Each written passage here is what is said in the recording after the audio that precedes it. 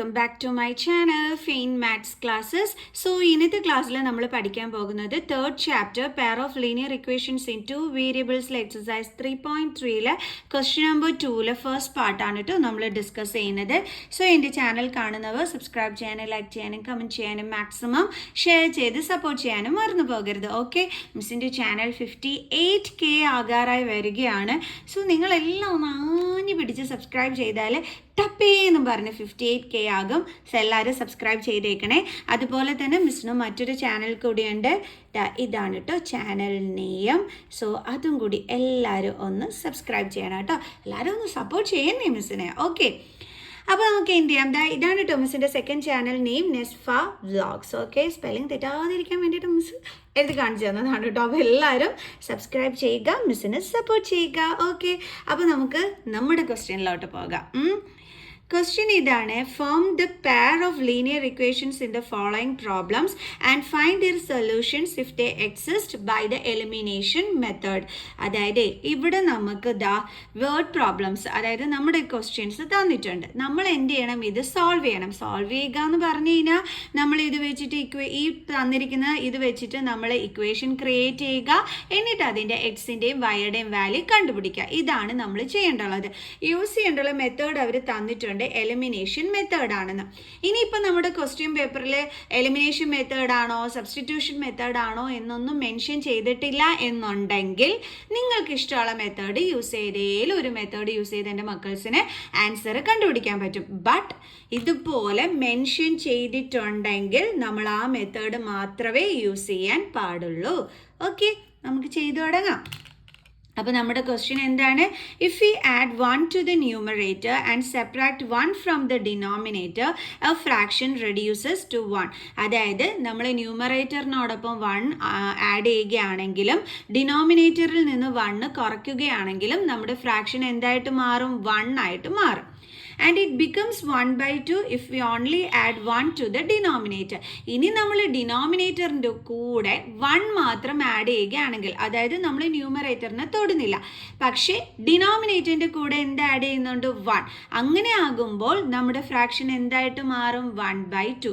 എങ്കിൽ ആ ഫ്രാക്ഷൻ കണ്ടുപിടിക്കാനാണ് പറഞ്ഞിരിക്കുന്നത്. What is the fraction? എങ്ങനെ കണ്ടുപിടിക്കുക എൻ്റെ മക്കൾസേ?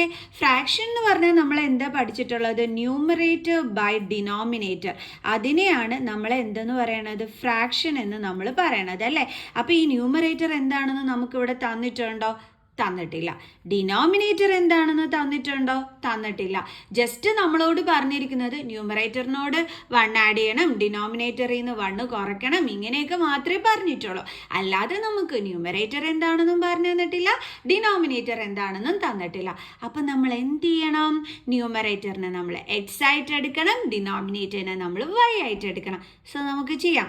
അപ്പോൾ നമുക്ക് എഴുതാം, let numerator B X and denominator be y. Denominator be y. അങ്ങനെ ആകുമ്പോൾ നമ്മുടെ ഫ്രാക്ഷൻ എന്ന് പറയുന്നത് എന്തായിരിക്കും എൻ്റെ മക്കൾസെ? ഫ്രാക്ഷൻ എന്ന് പറഞ്ഞാൽ നമുക്കറിയാം ന്യൂമറേറ്റർ ബൈ ഡിനോമിനേറ്റർ ആണെന്ന്. അപ്പോൾ ഇവിടെ ന്യൂമറേറ്റർ എക്സ് ആണ്, ഡിനോമിനേറ്റർ എന്താണ്, വൈ ആണ്. ഇനി ക്വസ്റ്റ്യൻ അനുസരിച്ചിട്ട് നമുക്ക് ഓരോ കാര്യങ്ങൾ ചെയ്തു തുടങ്ങാം. അക്കോർഡിംഗ് ടു ദ ക്വസ്റ്റ്യൻ എന്താ പറഞ്ഞിരിക്കുന്നത്, ന്യൂമറേറ്ററിനോടൊപ്പം 1 ആഡ് ചെയ്യണം. ന്യൂമറേറ്റർ എക്സ് ആണ്, അതിനോടൊപ്പം മിസ് 1 ആഡ് ചെയ്തു. ഓക്കെ, ബൈ ഇനി എന്താ പറഞ്ഞിരിക്കുന്നത്, സെപ്പറേറ്റ് 1 ഫ്രം ദ ഡിനോമിനേറ്റർ. ഈ ഡിനോമിനേറ്ററിൽ നിന്നും 1 കുറയ്ക്കണം. അപ്പോൾ നമ്മൾ എഴുതി y-1. അപ്പോൾ നമ്മുടെ ഫ്രാക്ഷൻ എന്താകും എന്നാണ് പറഞ്ഞിരിക്കുന്നത്, ഈ ഒരു ഫ്രാക്ഷൻ നോക്കാം 1 ആയിട്ട് കുറയും എന്നാണ് പറഞ്ഞിരിക്കുന്നത് അല്ലേ. അപ്പോൾ നമുക്ക് എന്താ എഴുതാം, 1. കണ്ടോ, ഈക്വൽ ടു കഴിഞ്ഞിട്ട് ഫ്രാക്ഷൻ ആയിരുന്നു. സോ ഈക്വൽ ടു നമ്മുടെ ഫ്രാക്ഷൻ എന്താണ്, 1. ഇനി അടുത്ത കണ്ടീഷൻ നോക്കട്ടെ, it becomes 1/2 if only add 1 to the denominator. അതായത് ന്യൂമറേറ്റർ അങ്ങനെ തന്നെ എഴുതണം, ഡിനോമിനേറ്ററിൻ്റെ കൂടെ നമ്മൾ 1 ആഡ് ചെയ്യണം. അപ്പോൾ നമ്മുടെ ഫ്രാക്ഷൻ എന്താകും, 1/2. ഇങ്ങനെയാണ് നമ്മുടെ ക്വസ്റ്റ്യൻ അനുസരിച്ചിട്ട് ഇവിടെ വന്നിരിക്കുന്നത്. ക്ലിയർ?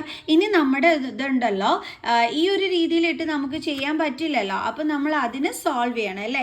ആദ്യം നമുക്ക് ഫസ്റ്റ് കേസിൻ്റെത് എടുക്കാം. X plus 1/y-1 is equal to 1. ഇത് നമുക്ക് ക്രോസ് മൾട്ടിപ്ലൈ ചെയ്യണം. അപ്പം നമുക്ക് എന്ത് കിട്ടും എന്നുള്ളത് നോക്കാം.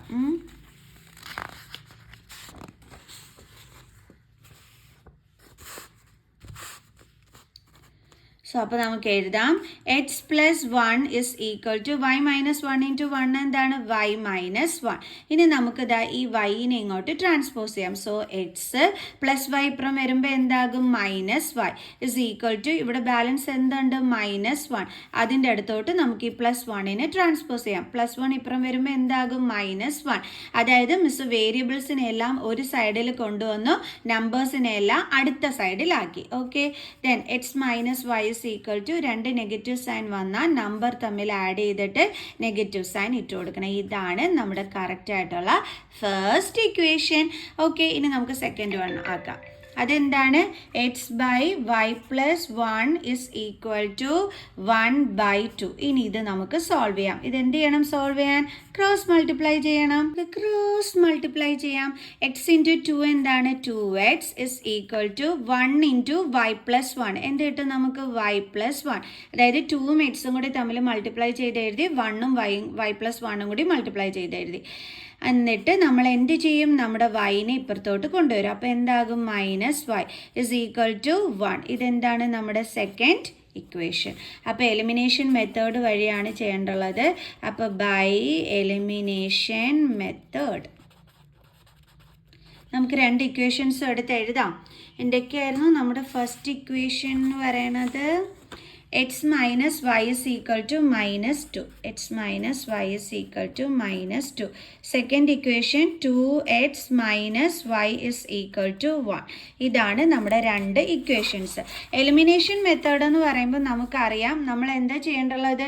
ഒന്നുകിൽ എക്സിൻ്റെ വാല്യൂ നമ്മൾക്ക് കോഫിഷ്യൻറ്റ് സെയിം ആയിരിക്കണം എക്സിൻ്റെ, അല്ലെങ്കിൽ വൈയുടെ കോഫിഷ്യൻറ്റ് സെയിം ആയിരിക്കണം അല്ലേ? എന്നാലേ നമുക്ക് എലിമിനേറ്റ് ചെയ്ത് കളയാൻ പറ്റും.